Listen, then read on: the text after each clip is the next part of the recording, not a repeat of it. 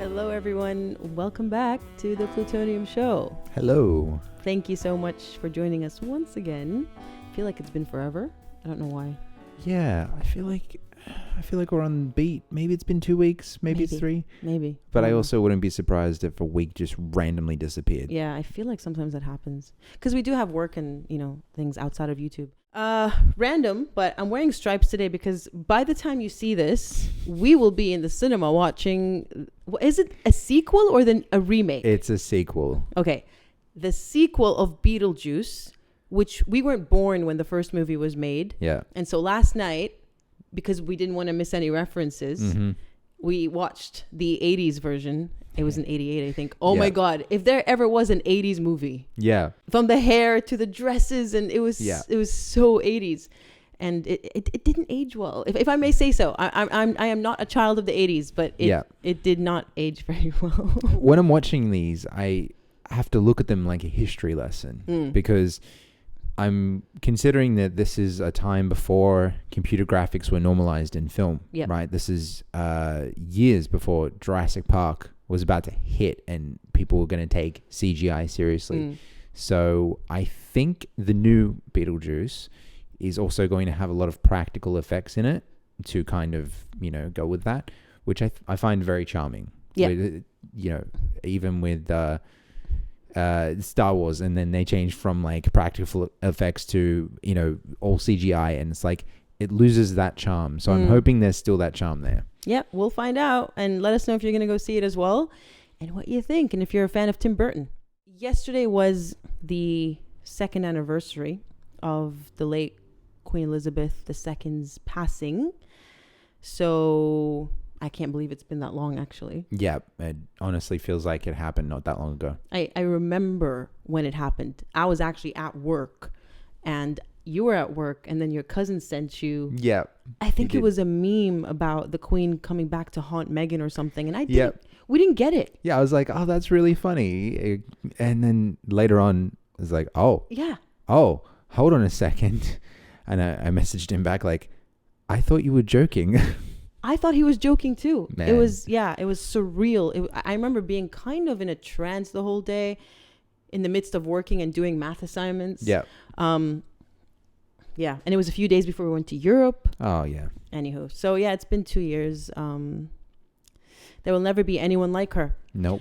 And I don't know if it's a coincidence or it was planned. When it comes to Meghan, I feel like there is no such thing. Really, truly, there is no such thing as a coincidence. But on the eve of the Queen's anniversary of the Queen's passing, Meghan was seen with, of all people, Oprah Winfrey, and they weren't the only ones, but they were at this Montecito bookshop where her book, The Bench, and Harry's book, Spare, were showcased. And they were literally referenced as hometown heroes because that's what the bookshop regards their local authors as.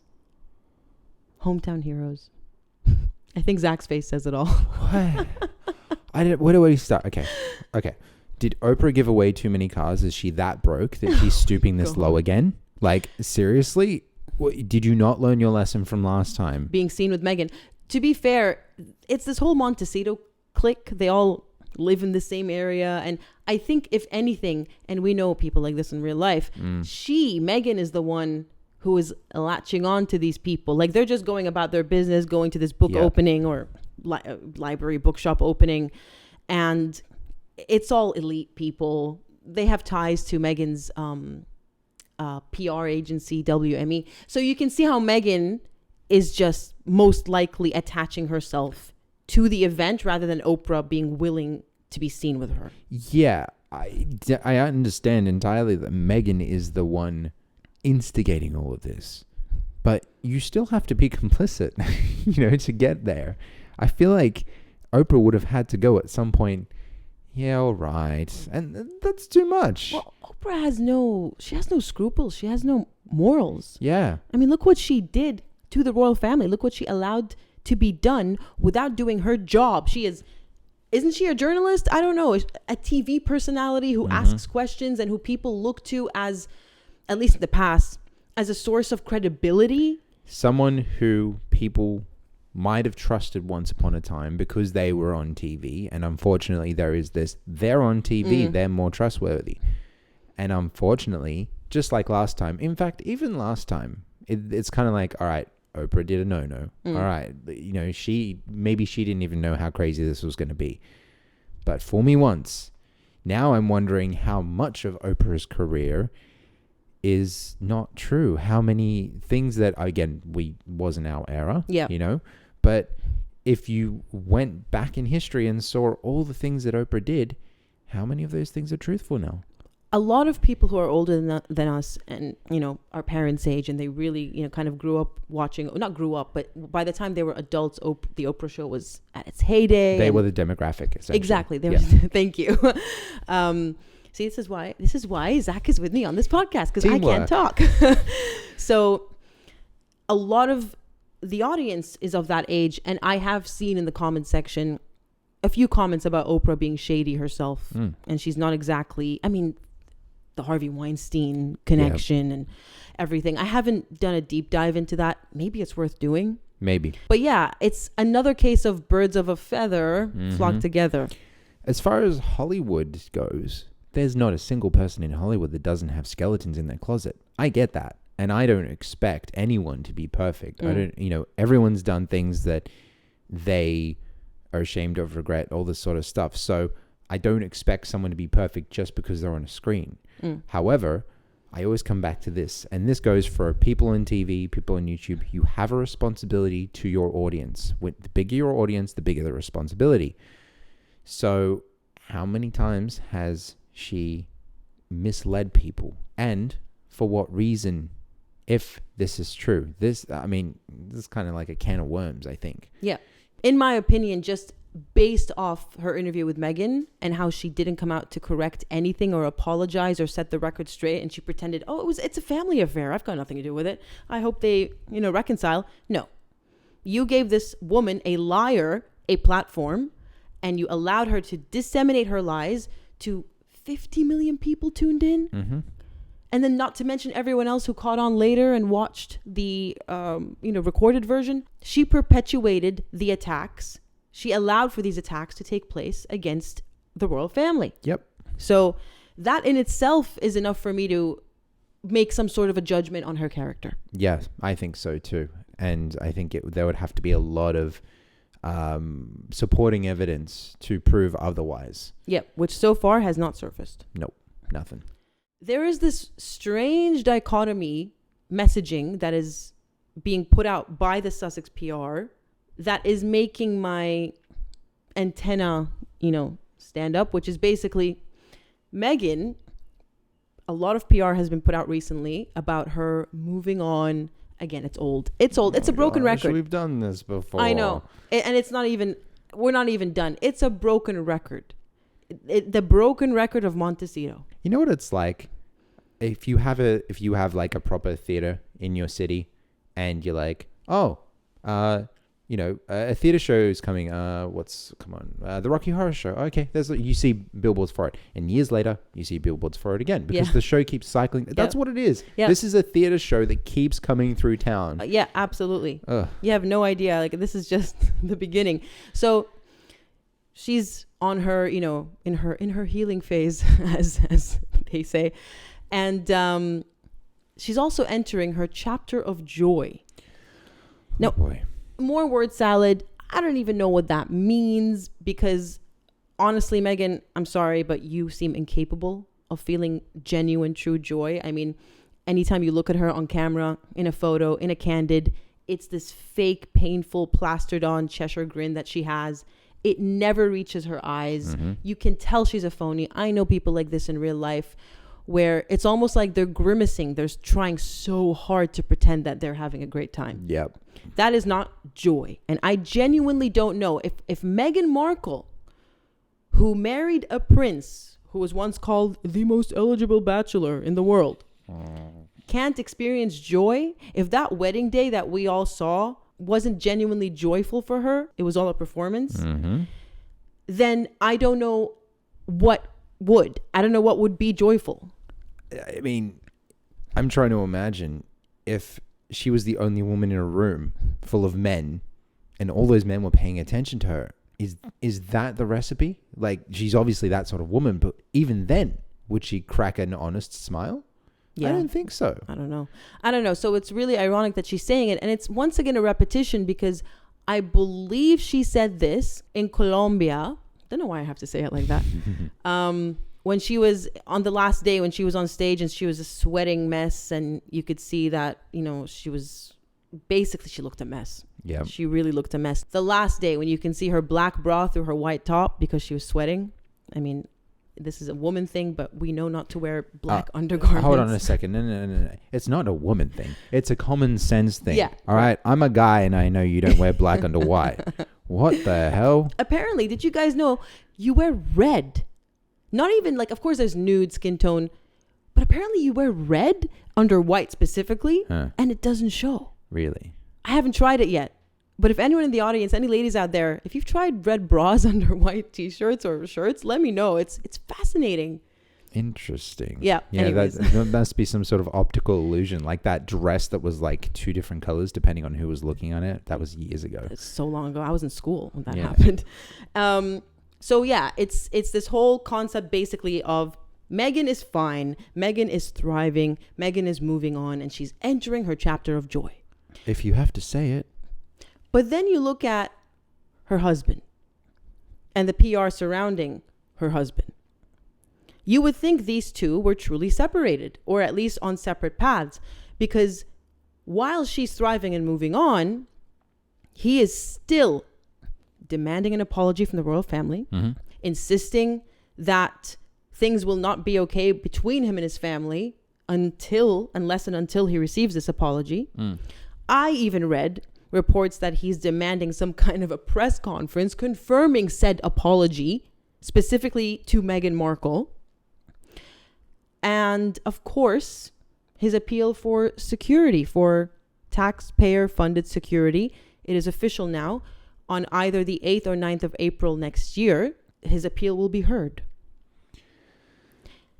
And what confuses me is I made a video about the judgment back in March. I think it was the 1st of March. It was an entirely logical judgment, the correct judgment to make, in my opinion, just as a legal professional. Not that I know better than a judge, but lawyers are trained to read thousands upon thousands of cases, and we get a feel for a sound judgment. And it absolutely was. And yet he was somehow given permission to appeal by the Court of Appeal because he has a real prospect of success. I mean, tell me you're getting favoritism because you're Prince Harry without telling me. I don't understand this real prospect of success. Ravek has made it clear that they are not denying him security. It's on a case-by-case basis. He has a bespoke package, as they called it. Yeah. As long as he gives them 28 days notice, then they didn't say no matter what, because you quit, you're not going to get it. No, we're going to assess. And to me, that seems very reasonable. To the audience, that seems very reasonable. It's more than he deserves. It's absolutely more than he deserves. And it's not just him. It would be extended to his family and his children. His children, which never leave. And what's more, what really adds insult to injury is that when you seek a judicial review, when you want a government agency to reconsider its decision, because the arms of government are separate, there's legislative, the executive, and the judiciary. The courts can't tell the government what decision to make. It's kind of like how the king, as a constitutional monarch, cannot tell the government, give my son security. He also can't say, don't give my son security. Yep, he's nothing. Because that's what Harry is arguing. He's saying my family intervened and they influenced Ravek and said that he doesn't deserve security. When we actually got evidence that it was the opposite. The Queen's secretary, Edward Lane Fox, I believe, had written expressing the Queen's desire for Harry and his family to continue to receive security.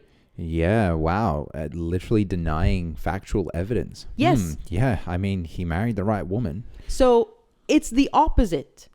But at the end of the day, Ravek will just be asked, as a best case scenario for Harry, to reconsider its decision. And you know what? They are fully entitled to make the same decision all over again. Yep. He's just chucking a tantrum because he didn't get his own way, because he's just a little boy. He just wants have his toy. No, Harry, you don't get your toy, because that toy is not just something to be thrown around. If he had any concept of what he was asking, any concept of what he had already had, which would require that he be grateful for once in his life and understand that he's one of the most privileged people to ever walk this earth, then maybe he'd be like, oh, that's pretty good. Like, I'm going to be all right. But considering he's so out of touch, he's just going to keep going and going and going. And my question in all of this is, how much of this is him and how much of this is him? I guess, what's the word I'm looking for? Because I don't want to pin it all on her again, but I wonder how much of this is her pushing as well, because I feel like it could go either way. I think with Harry, in this case, I think it could very well be Harry's just being a spoiled brat. The truth is, we don't know. Mm-hmm. I see what you're saying in the sense that it sounds like Meghan could be egging him on, which makes sense because it looks like she's been egging him on to do a lot of things. On the flip side, though, devil's advocate, we've already discussed how Harry's always been an awful person. Yeah. It's just that the Palace PR did a great job at painting him out to be this really fun, young, and, vivacious character that the world fell in love with. Personally, I never saw the appeal. I mean, I didn't know much about the royal family before that, so I can't really weigh in on that. But he's completely, naked now. Yeah, he's been revealed. So that's what I'm saying. Maybe it's not Meghan. Maybe they're just two peas in a pod. Yeah. But at the end of the day, we'll never know. However, there is an argument that it could be Meghan as well, because this is not just about security. In fact, it's not about security at all. They've gone to Nigeria. They've gone to Colombia. They live in Montecito in America. The UK is safer than these places. Yeah. And so this is about, and this is what makes me think Meghan might be involved, as we've said 100 times, because this is all becoming a broken record. This is all the same thing. It's all being rehashed. International Protected Person status, IPP status. With that, not only do they get armed security wherever they go, tax funded by every country that they visit, they also get access to intelligence. Power. Yeah. Hello, anyone who has anything to do with this decision. Understand that whatever intelligence you have, if Meghan and Harry have access to that intelligence is going straight to the media. They are going to pick and choose their best pieces. And if someone was to say something against Harry and Meghan, if someone was to speak out or rule against them in future, well, intelligence just might pick something up about that person. Exactly. Which is unfortunately the way the world works. A lot of people have been silenced by a media smear campaign because they got a little too close to the truth. But especially in this case, these two aren't even trying to be coy about it. If you do this, I mean, okay, the anarchist in the room might be like, all right, well, let it all crumble, let it all fall down. But, I mean, here we have a judge who's made a sound ruling. We can agree on that.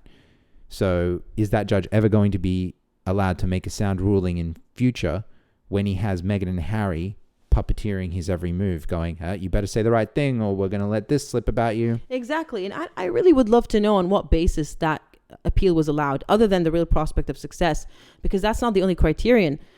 The judge must have also made an error of law. So what error of law was committed by that judge?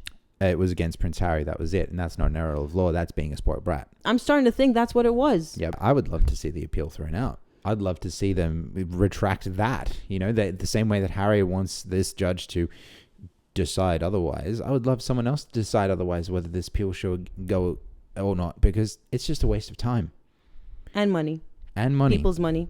Yep. Last time we mentioned how Harry's PR falsely put out a false trail saying that he wouldn't be going to his uncle's funeral. By now we know that was false because he did end up going.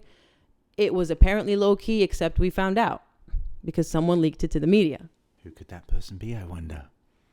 So Prince William was there and they didn't talk. Prince William pretended as though Harry didn't exist, which is exactly the way, in my opinion, he is meant to act. Absolutely. Right after that funeral, there was this PR kind of onslaught from Montecito camp talking about how he's willing to come back to the royal fold. And it's the usual putting out feelers, seeing how the royal family reacts. Are they going to bite? Remember how last year it was all about, hey, we'd love to come to Sandringham for Christmas. Wink, wink, hint, hint. And the royal family didn't bite. Nothing. And so what happened was Endgame was released, naming Catherine and Charles. You won't invite us after we said horrible things about you. So now we're going to chuck a tantrum and make up lies. Exactly. Good job.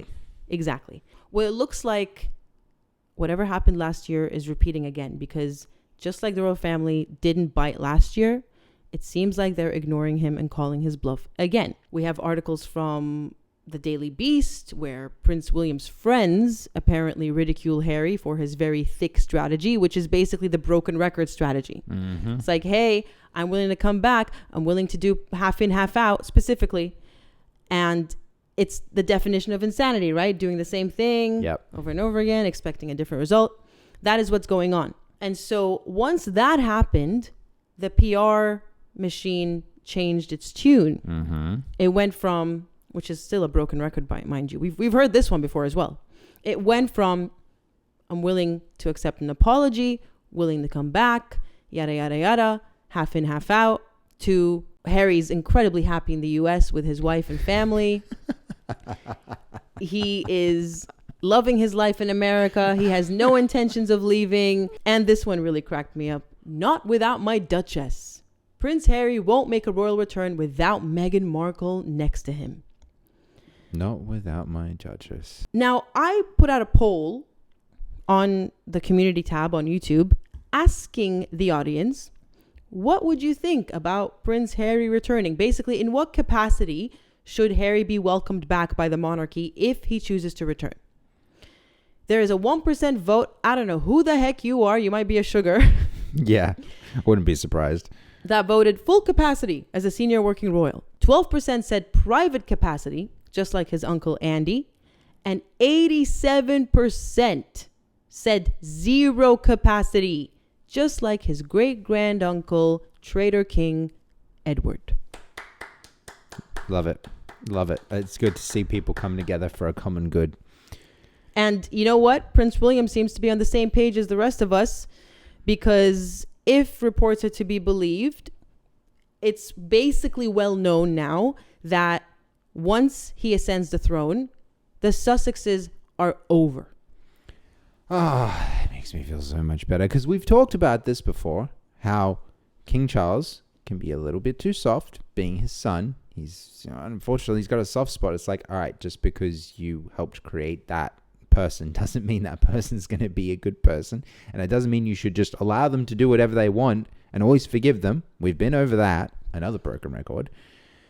But we were worried about, well, less worried, but we were saying William needs to put his foot down. You know, in Charles's defense, in King Charles's defense, I will say, because I used to be part of that camp going, oh, he's too soft. He's, too lenient with Harry. But really, throughout the last year and a half, since he became king, last couple of years, let's say, I don't believe that still stands, because not only did he evict them from Frogmore, which I don't believe the Queen would have done. Yep. Because if anyone, in my opinion, had a soft spot for Harry, it was the Queen.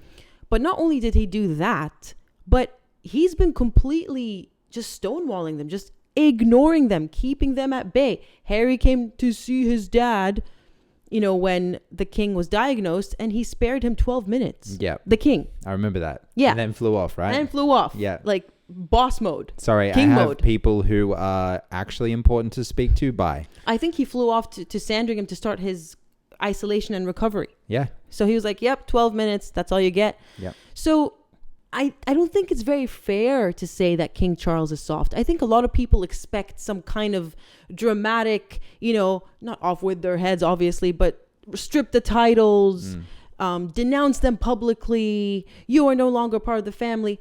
But that's not the way the royals do it. And in my opinion, that's not the way any dignified person would do it. Yeah. I think what everyone's thirsty for, what everyone really wants is justice. And seeing these two parade around, disrespecting their families at every turn and corner, wasting taxpayer money in as many countries as humanly possible that will accept them, and just flat out lying all the time about everything. I think the people want justice. We want to see something like that. If we look at it from, a family point of view, or from just even a smaller point of view, where it's, amongst friends, someone hurts you, wrongs you, and they're going to do it again if you forgive them, then that's the right thing to do. Cut them off, be silent. But, obviously, if they try and come at you again, I guess that's the other side of this too. It's not like Harry and Meghan are going, oh, well, he doesn't want to talk to us, let's leave him alone. They keep going. They keep trying. Like, you don't get it. Every time you lash out with one of your tantrums, you're guaranteeing that when you begin this cycle again and demanding apologies, that no one's going to want anything to do with you. So, yeah, I think that's where that what's the word? That, I guess, conflict comes, We want to see Harry and Meghan suffer for what they've done. And they have. They are. We've made countless videos at this point. They are a joke. Yep. And yeah, they go to Colombia, Nigeria, and, create their own royal fake tours, but it means nothing. We all see through it. Everyone sees through it. Yep. And it's funny you said justice. People want justice. One of the notes for this episode, I saw this headline, King William the Ruthless. Prince of Wales has brutal plan for Prince Harry and Meghan Markle when heir comes to the throne. And instantly I thought, King William the Ruthless? No. King William the Just. Yes, exactly. That was going to be the initial title of the podcast. Yep. Because what he is doing is justice. It is just. It is correct. Mm-hmm. They have come after Catherine more than anybody else. Yep. They have tried to destroy her at her weakest moment as well. Mm-hmm. After she announced her, even before the cancer diagnosis, when she was recovering from her surgery, that's when the onslaught of bots from China and Russia and we've talked about how they were connected to Meghan in some way in a previous episode. That's when they were at their peak. Mm-hmm. When there was that Photoshop mistake where she admitted to Photoshopping the photo, everyone attacked her. That's when I stopped watching all the news channels on YouTube. Yep. Because it was sickening to watch them. It was like vultures picking at her, this woman who has done nothing wrong, who has only made the royal family and Britain proud. Yep. She would make any country proud. So how, in what universe can anyone in Prince Harry's position expect William to forgive them? Someone who wants to get away with the same thing. But you know how they say men can withstand attacks, but when it comes to their wives, specifically their wives, their mothers, their daughters, basically the females in their lives, they cannot take it. That's been my experience even in the real world, not just from media and all that. So can you imagine?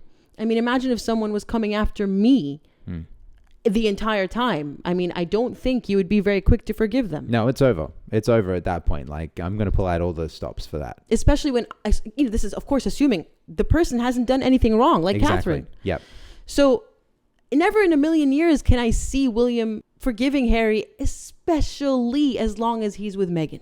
That's the real crucial bit here, because Harry can be led, he can be trained, he can be coerced and pushed around. He is a flag in the wind. There's times when Harry's, been blowing the right way, and there's times when Harry's been blowing the wrong way, right? So Harry on his own is manageable, and he's been manageable within the royal family for the most part for his entire life before Meghan. When you have Meghan, who's able to just take this man and bring out the worst in him, right? You cannot trust those people anywhere near you. And here's the other side of this too.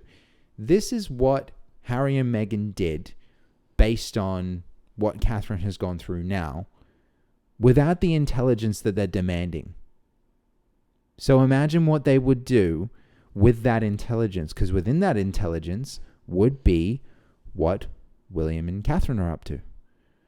So if Catherine wants a private holiday with her husband, which they should absolutely have away from everyone, suddenly someone leaks where they are and all the media flocks there, and now Catherine can't be alone for a single second of her life. And that's just one hypothetical off the top of my head. This has literally come to me just now. Yeah. That is dangerous because Meghan wants Catherine gone. Yeah. By any means necessary. It's interesting. I never considered that because I don't know if other royals have access to other royals' information when it comes to intelligence. The way I saw it and understood it was more of the general public. Mm-hmm. But it's an interesting point you raise because you're right. This could be a security breach or a security concern for William and his family if Meghan and Harry get IPP status.